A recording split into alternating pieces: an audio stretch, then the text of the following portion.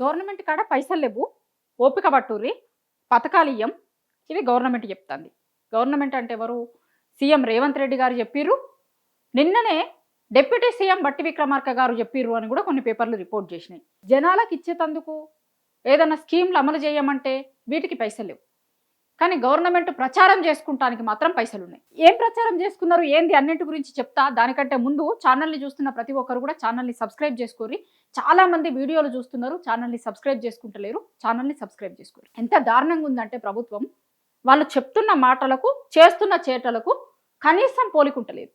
కనీసం ఇప్పుడు సీఎం రేవంత్ రెడ్డి గారు ఏం చెప్పారు గతంలో? పైసల కోసమని పోతే దొంగలను చూసిన లెక్క చూస్తురు, చెప్పులు ఎత్తుకపోయేటోళ్ళ లెక్క చూస్తురు, అప్పు పుడతలేదు. ఇప్పుడు ఉద్యోగులు అడిగితే ఏమన్నారు ఆ రోజు?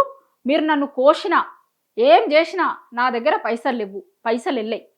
ఇగో ఇట్లా మాట్లాడారు రేవంత్ రెడ్డి గారు. ఇప్పుడు నిన్న డిప్యూటీ సీఎం బట్టి విక్రమార్క గారు కొన్ని నియోజకవర్గాల ఎమ్మెల్యేలతో, వాళ్ళ కాంగ్రెస్ ఎమ్మెల్యేలు ఉంటారు కదా, వాళ్ళతో మాట్లాడిండట. మాట్లాడుకుంటే ఏం చెప్పిండంటే, పైసలు లేవు, ఓపిక పట్టుర్రి, ఓపిక పట్టుడు తప్ప ఏం చేసుడు లేదు. అంటే తూర్పు తిరిగి దండం పెట్టుర్రి అంటారు చూసిరా, గట్లుంది. పైసలు లేవు, ఓపిక పట్టుర్రి, నియోజకవర్గాలల్లో పనులు గతంలో చేసినవి ఇవ్వాలి కదా, ఆ పైసలు ఇవ్వమంటే లేవు. కొత్తగా పనులు ఏమన్నా చేస్తాము అంటే అవిటికి కూడా లేవు.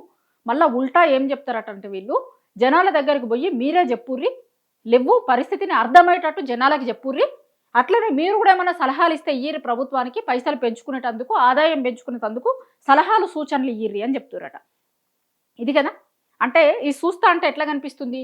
నిజంగానే ప్రభుత్వం దగ్గర పైసలు లేవు, అయ్యో ఇచ్చడానికి పైసలు లేవు, ప్రభుత్వ పథకాలు అమలు చేస్తలేరేమో, వాళ్ళ దగ్గర పైసలు లేవు కాబట్టి అమలు చేస్తలేరు అనేది జనాలకు పోయే లెక్క చెప్తారు. ఇప్పుడు గతంలో రేవంత్ రెడ్డి గారు ఫస్ట్ మాట, ఇప్పుడు 2.5 ఏళ్ల తర్వాత కూడా ఇదే ముచ్చట మాట్లాడుతున్నారు. కానీ ఫస్ట్ సీఎం కాగానే కూడా ఒక మాట మాట్లాడారు, మనందరికి గుర్తుండుంటుంది. ఈడేదో లంక బిందెలు ఉన్నాయని వస్తే ఖాళీ కుండలు కనిపిస్తున్నాయి అని, ఖాళీ బిందెలు కనిపిస్తున్నాయి అని అన్నారు కదా. ఇప్పుడు ప్రభుత్వాలకి ఎప్పుడైనా ఒక విజన్ ఉండాలి, ఒక అడ్మినిస్ట్రేషన్ తెలిసి ఉండాలి. ఎన్ని పైసలు వస్తాయి, ఎన్ని పోతాయి, ఎట్లా ఎందులో నుంచి ఆదాయాల్ని పెంచుకోవచ్చు, ఏం చేయొచ్చు, ఇదంతా చెయ్యాలి ప్రభుత్వాలు. కానీ అట్లా చేస్తున్న లెక్క కనిపిస్తలేదు. ఏమన్నంటే లేవు, పైసలు లేవు, అప్పు పుడతలేదు, ఓపిక పట్టుర్రి, పథకాలు ఇయ్యం అంటే జనాలని ప్రిపేర్ చేస్తున్నారు. కానీ అదే ప్రిపేర్ చేస్తున్న జనాలు ఒకటి మీరు ఏం ఆలోచించాలంటే, మీకోసమే చెప్తున్నా ఇది. ఇప్పుడు గవర్నమెంట్ ఇవాళ ఒక యాడ్స్ వేసింది, చాలా పేపర్లలో యాడ్స్ వేసింది ఇండ్ల గురించి. మరి వాటికి ఎట్లా వచ్చినాయి పైసలు? నేను మీకు చూపిస్తా, మాట్లాడుడు కాదు, చూపిస్తా, అన్ని పేపర్లు చూపిస్తా. ఇగో ఇది సాక్షి పేపర్. దీంట్లో బట్టి విక్రమార్క గారి స్టేట్మెంట్ ఉంది. డబ్బులు లేవు, ఓపిక పట్టుర్రి అనేమో పైన ఉంది. దేనికి? మీకేమన్నా పనులు చేయాలన్నా, పథకాలు ఇవ్వాలన్నా కూడా మా దగ్గర పైసలు లేవు, ఓపిక పట్టుర్రి అన్నారు. ఇగో ఇది కదా ప్రభుత్వం చెప్తుంది, ఇది కదా. కిందికి రారు, ఇదే పేజీలా, కనీసం మీరు పేపర్ కూడా తిప్పకుర్రి, అంత అవసరం కూడా లేదు. ఇగో ఇక్కడనే దొరికిపోయింది ప్రభుత్వం. హాఫ్ పేజీ యాడ్స్ వేసిర్రు. ఇప్పుడు పైసలే లేని కాడ హాఫ్ పేజీ యాడ్స్ ఎక్కడి నుంచి వేస్తుర్రు? ఇది సాక్షి పేపర్, చూపిస్తాను నేను మీకు ఇంకా అన్ని పేపర్లు. ఇగో ఇది ఆంధ్రజ్యోతి పేపర్, దీంట్లో హాఫ్ పేజీ యాడ్స్. ఇంకో ఇది ఈనాడు పేపర్, దీంట్లో హాఫ్ పేజీ యాడ్. ఇంకో ఈ 3 పేపర్లల్లో హాఫ్ పేజీ యాడ్స్ వేసి. మరి వీటన్నింటికి ఎక్కడి నుంచి వచ్చే పైసలు? వీటన్నింటికి ఎక్కడి నుంచి వస్తున్నాయి పైసలు? ఇంకో ఇవన్నీ యాడ్సే కదా. ఇవన్నీ పుక్కానికి ఏమన్నా ఇస్తాయా? గవర్నమెంట్ పుక్కానికి వేయమంటే ఏమన్నా ఇస్తారా? లేదు కదా. హాఫ్ పేజ్ యాడ్స్ వేసుకుర్రు కదా. ఈ ప్రచారంకి మాత్రం పైసలు ఎక్కడి నుంచి వస్తున్నాయి? ఎంత దారుణం అంటే, సాక్షిలా పైననేమో ఒక వార్త ఉంటుంది, పైసలు లేవు మొత్తమే అని, కిందనే సగం పేజ్ యాడ్ ఇచ్చిర్రు.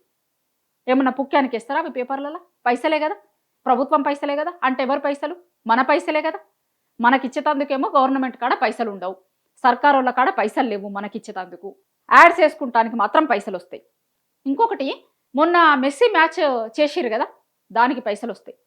అందాల పోటీలు పెట్టిర్రు కదా, దానికి పైసలు వస్తాయి. మళ్ళా అదేం చిత్రమో కానీ రేవంత్ రెడ్డి గారికి జనాలకు ఏమన్నా చెయ్యమంటేనేమో అప్పు పుట్టది బయట. మూసి సుందరీకరణ పేరుతోని మూసి సుందరీకరణ చేస్తామంటే మాత్రం అప్పు పుడుతుంది. వాళ్ళు అనుకున్న పథకాలకు మాత్రం అప్పు పుడతాయి. మరి గదే జనాలకి పెన్షన్లు 2000 నుంచి 4000 చేస్తామన్నారు కదా, మాకు చెయ్యర్రి అంటేనేమో అప్పు పుట్టదు. అక్కడ కళ్యాణ లక్ష్మి తులం బంగారం ఇస్తామన్నారు చూసిరా, అక్కడ అప్పు పుట్టది. షాదీ ముబారక్ కాడ అప్పు పుట్టది. జనాలకు ఇస్తామన్నా ఇంకేదైనా 2500 మహిళలకు ఇస్తామన్నారు చూసిరా, దానికాడ అప్పు పుట్టది. ఎక్కడ అప్పు పుడుతుంది? మూసి సుందరీకరణ పేరుతోని ఉన్న బిల్డింగ్లను కూలగొట్టి అక్కడ సుందరీకరణ చేస్తామంటే దానికి అప్పు పుడుతుంది ప్రభుత్వంకి. వల్ల పైసలు ఉంటాయి గవర్నమెంట్ దగ్గర, కానీ పేపర్లలో యాడ్లు వేసుకుంటానికి మాత్రం పైసలు ఉంటాయి గవర్నమెంట్ కాడ. అంటే చాలా క్లారిటీగా మీకు ఒక విషయం అర్థం కావాలి, గవర్నమెంట్ కాడ పైసలు ఇవ్వ, పైసలు ఇచ్చే ఉద్దేశం లేదా. క్లారిటీగా మనకు ఒక విషయం అర్థం కావాలి. ఖచ్చితంగా ఇప్పటికైనా సరే 2.5 ఏళ్ళు అయిన తర్వాత తెలంగాణలో కాంగ్రెస్ ప్రభుత్వం వచ్చి 2.5 ఏళ్ళు అయిన తర్వాతనన్నా మనకు ఒక విషయం అర్థం కావాలి, ప్రభుత్వంకి ఇచ్చే ఉద్దేశం లేదా, ప్రభుత్వం దగ్గర లేవా. ఎందుకంటే ఈ యాడ్స్ అన్ని ఎట్లా వస్తున్నాయి మరి, నిజంగా ప్రభుత్వం దగ్గర పైసలు లేకపోతే దుబారాలు తగ్గించుకోవాలి, ఇంకొకటి చేయాలంటే మంత్రుల హెలికాప్టర్ పర్యటనలకు పైసలు వస్తాయి, పేపర్లల్లో ఛానళ్ళల్లో యాడ్స్ వేసుకుంటానికి పైసలు వస్తాయి, అందాల పోటీలకి పైసలు వస్తాయి. ఇప్పుడు రాయదుర్గం దగ్గర మొన్న మనం చూసినాం కదా, ఎకరం 200 చిల్లర కోట్లతో అమ్ముడు పోయిందని. ఇది మొదటిసారి కాదు వేలమేసింది గవర్నమెంట్. ఈ ప్రభుత్వం అధికారంలోకి వచ్చిన తర్వాత అంతకుముందు కూడా ఒకసారి వేలమేసింది. అప్పుడు కూడా ఓ రికార్డు లెవెల్లో పైసలు వచ్చినాయి అన్నారు కదా, మరి ఆ పైసలన్నీ కూడా ఏడుకుపోతున్నాయి. ఆ పైసలన్నీ ఏడుకుపోతున్నాయి. ఇప్పుడు భూములు అమ్మిన పైసలు ఏడికిపోతున్నాయి. మొన్న రాయదుర్గంలో భూములు అమ్మిరు కదా, ఆ పైసలు ఏడికిపోయినాయి. అంతకుముందు భూములు వేలమేసిరు కదా, ఆ పైసలు ఏడికిపోయినాయి. మరి ఆ పైసలన్నీ ఏడికిపోతున్నాయి. గవర్నమెంట్కి వస్తున్న, ఖజానాకి వస్తున్న పైసలన్నీ కూడా ఏడికిపోతున్నాయి. అది కూడా చెప్పాలి కదా. ఇప్పుడు అప్పులు ఉన్నాయి, లేకపోతే పైసలు పుడతలేవు అని చెప్పినప్పుడు మీరు భూములు అమ్మి చేసుకుంటున్న పైసలని ఏం చేస్తుర్రు, ఇది కూడా చెప్పాలి కదా జనాలకి. ఆ లెక్క చెప్తుర్రు, ఈ లెక్క చెప్పారు ఎట్లా, అది ఎట్లా చెప్తారు ఎట్లా, ఇది ఎందుకు చెప్పరు. ప్రభుత్వంకి ఇచ్చే ఉద్దేశం లేదు, చిత్తశుద్ధి లేదు అనేది సింపుల్ ఎగ్జాంపుల్ ఇవాళ పేపర్లలో ఇచ్చిన యాడ్స్ని బట్టి మనకు అర్థమవుతుంది. ప్రభుత్వం దగ్గర పైసలు లేకపోవడం కాదు, ఇచ్చే ఉద్దేశం లేదు వాళ్ళకి అనేది చాలా క్లారిటీగా అర్థమవుతుంది. ఇది మొదటిసారి కాదు, గుర్తుంచుకోరు మీరు, ఇది చివరిసారిది కూడా కాదు. ఇంకా 2.5 ఏళ్లలో కాంగ్రెస్ ప్రభుత్వం చాలా సందర్భాలలో పేపర్లలో యాడ్స్ వేస్తూనే ఉంటుంది. మరి అవి తగ్గించుకోవచ్చు కదా, తగ్గించుకుంటే పైసలు ఇయ్యరాదా, పెన్షన్లు పెంచరాదా, మీరు ఇస్తామన్న 6 గ్యారెంటీలు ఇయ్యరాదా, 420 హామీలు అమలు చేయరాదా. అంటే క్లారిటీగా ఏమర్థమవుతుంది అంటే ప్రభుత్వంకి ఇచ్చే ఉద్దేశం లేదు అనేది చాలా క్లారిటీగా అర్థమవుతుంది. ఇచ్చే ఉద్దేశం లేక దాన్ని ఏం చెప్తున్నారు అంటే పైసలు లేవు అని చెప్తున్నారు.